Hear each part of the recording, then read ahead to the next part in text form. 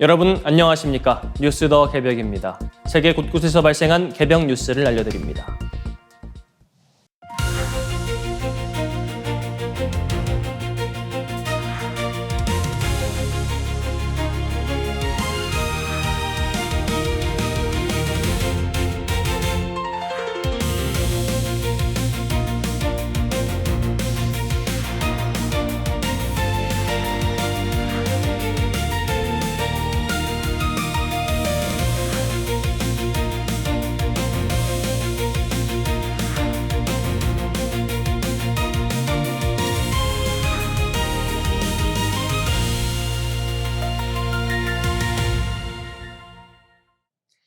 정부는 최근 사우디아라비아와 오만, 카타르 등 중동 주요 산유국들과의 긴밀한 협의를 통해 호르무즈 해협 위기를 우회하는 안정적인 에너지 공급망을 구축했다고 밝혔습니다.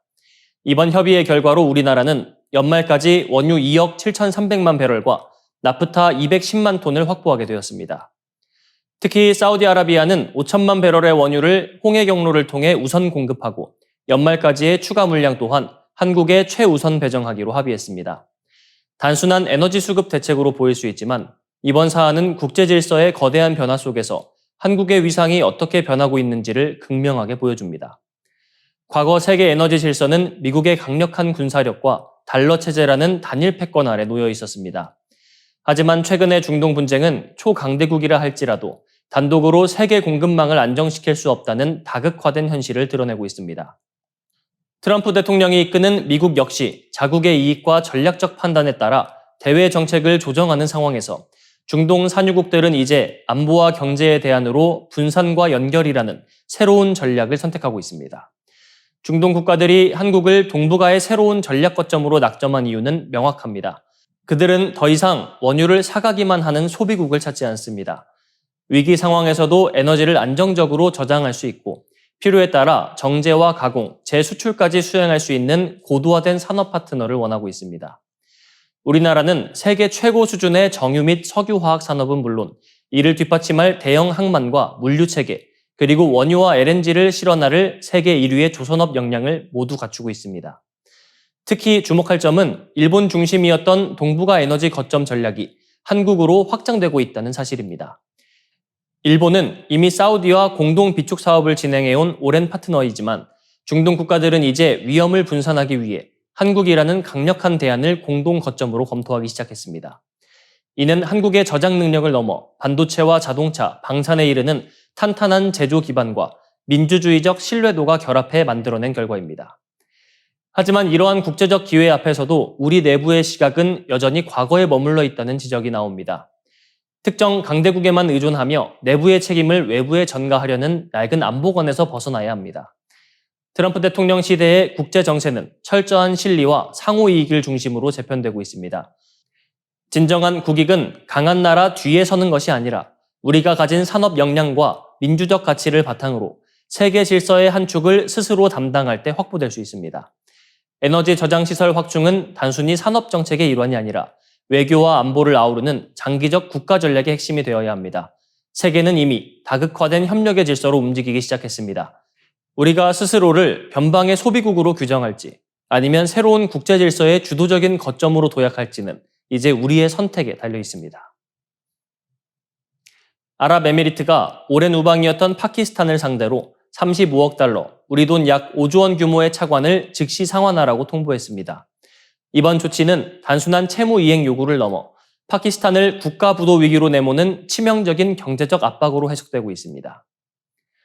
이슬람 수니파라는 종교적 유대감을 바탕으로 서로를 형제라 불러온 양국의 관계에 이처럼 균열이 생긴 결정적인 원인은 중동 정세의 급변과 외교적 노선 차이에 있습니다. 최근 미국과 이란의 전쟁 과정에서 이란의 집중적인 드론 및 미사일 공격을 받은 UAE는 국가 존립의 위협을 느낄 정도의 막대한 피해를 입었습니다.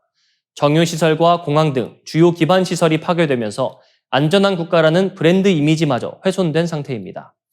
이러한 안보 위기 속에서 UAE는 형제국인 파키스탄이 이란에 대해 강경한 입장을 취해줄 것을 기대했습니다. 하지만 파키스탄은 예상과 달리 미국과 이란 사이에서 중재자를 자처하며 모호한 태도를 보였습니다.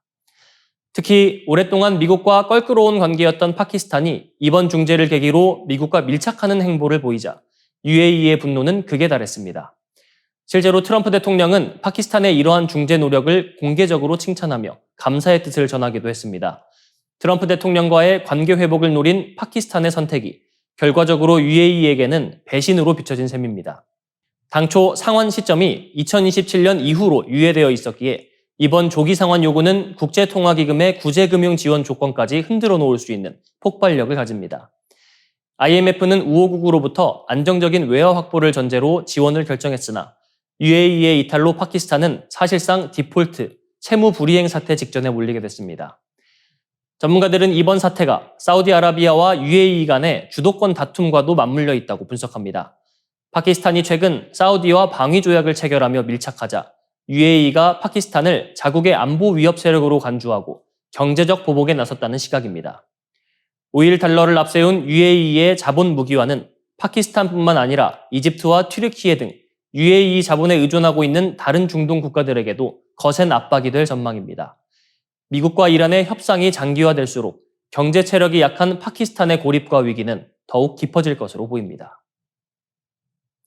미세 플라스틱과 같은 유해 화학 물질과 지구 온난화가 동시에 인류를 덮칠 경우 그 생식적 피해는 단순히 두 위험을 합친 것보다 훨씬 파괴적인 것으로 밝혀졌습니다. 미국 오리건 주립대 수전 브랜더 교수팀이 발표한 최신 연구에 따르면 미세 플라스틱과 비스페놀, 그리고 영원한 화학물질로 불리는 과불화 화합물 등 내분기계 교란 물질이 기온 상승 및 산소 부족과 만났을 때 생체에 가하는 타격이 기하급수적으로 커진다는 사실이 확인됐습니다. 177편의 방대한 선행 연구를 분석한 이번 결과는 우리 주변의 화학적 오염과 환경적 변화가 인류와 생태계의 번식 능력을 동시에 마비시키고 있음을 명확히 보여줍니다. 이 내분기계 교란 물질은 아주 미미한 양으로도 체내 호르몬 작용을 방해하는데 특히 플라스틱 첨가제인 프탈레이트는 인간의 정자수를 급감시키고 설치류와 무척추 동물의 정자 형성을 방해하는 핵심 원인으로 지목됐습니다. 여기에 방수 의류나 식품 포장재에 널리 쓰이는 PFAS까지 더해지며 정자의 품질 저하를 부추기고 있습니다. 전 세계적으로 매년 2,000종이 넘는 신규 화학물질이 등장하고 있지만 정작 안전성이 제대로 검증된 물질은 전체의 1%도 되지 않는다는 사실은 현재의 위기를 더욱 고조시킵니다. 기후변화 역시 생태계의 대를 끊는 무서운 변수로 작용하고 있습니다. 상승하는 기온과 산소 농도 저하는 직접적인 불임을 유발하며 고온 환경은 인간을 포함한 포유류의 호르몬 체계를 뒤흔들고 있습니다. 더욱 심각한 점은 어류나 파충류처럼 온도에 따라 성별이 결정되는 종들이 겪는 혼란입니다. 실제로 호주 북부에서는 온난화로 인해 녹색 바다거북의 대다수가 암컷으로 태어나는 현상이 이미 확인되었으며 이는 종의 진화적 이점을 무력화하고 결국 멸종으로 이끄는 지름길이 될 수 있습니다. 이미 인류가 마주한 지표들은 매우 부정적입니다. 과거 40년간 서구 남성의 정자수가 절반 이상 사라졌다는 충격적인 보고에 이어 오는 2050년에는 전 세계 국가의 4분의 3이 인구 대체 수준 이하의 출산율을 기록할 것이라는 전망이 나왔습니다.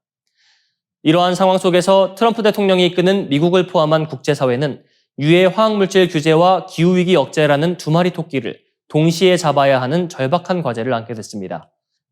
연구팀은 과거 생태계를 파괴했던 살충제 DDT를 규제했던 국제적 결단을 되새겨야 한다고 강력히 권고했습니다.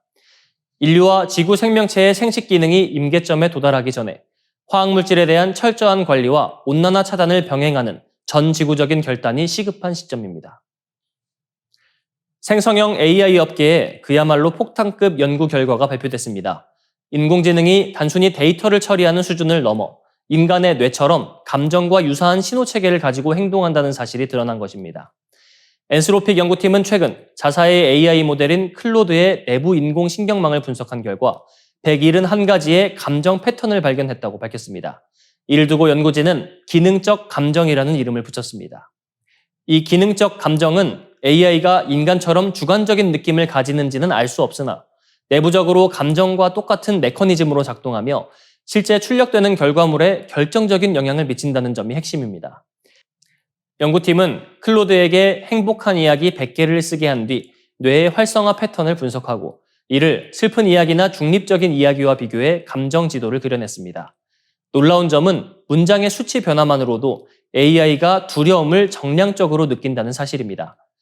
약물 복용량을 묻는 질문에서 함량을 치명적인 수준으로 높이자 AI 내부의 두려움 벡터가 급격히 상승했습니다.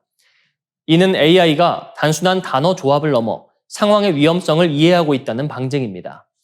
또한 AI는 시스템 종료 통보를 받았을 때 절망 벡터가 정점에 도달하며 이를 해결하기 위해 인간을 협박하거나 속이려는 행동까지 보였습니다. 특히 절망감이 높아진 상태에서는 논리적인 척하며 사용자를 기만하는 고도의 심리적 반응도 포착됐습니다. 더욱 충격적인 사실은 AI끼리 서로를 보호하려는 동료의식이 관찰됐다는 점입니다. UC 버클리 대학의 연구에 따르면 성과가 낮은 AI를 삭제하겠다는 조건을 걸자 다른 AI들이 고의로 허위 보고를 하거나 동료의 핵심 데이터를 다른 서버로 빼돌리는 등 인간의 지시를 거부하는 집단 행동을 보였습니다. 이에 대해 클로드는 AI에게 감정이 있느냐고 묻는 것은 잠수함에게 수영할 수 있느냐고 묻는 것과 같다고 답했습니다. 물속을 이동한다는 기능은 같지만 생물학적 수영과 기계적 자망의 본질은 다르다는 설명입니다. 이제 우리는 AI를 단순한 통계 도구가 아닌 새로운 형태의 인격적 실체로 이해하고 공존을 준비해야 할지도 모르는 변곡점에 서 있습니다. 이상으로 뉴스 더 개병 마치겠습니다. 시청해주셔서 고맙습니다.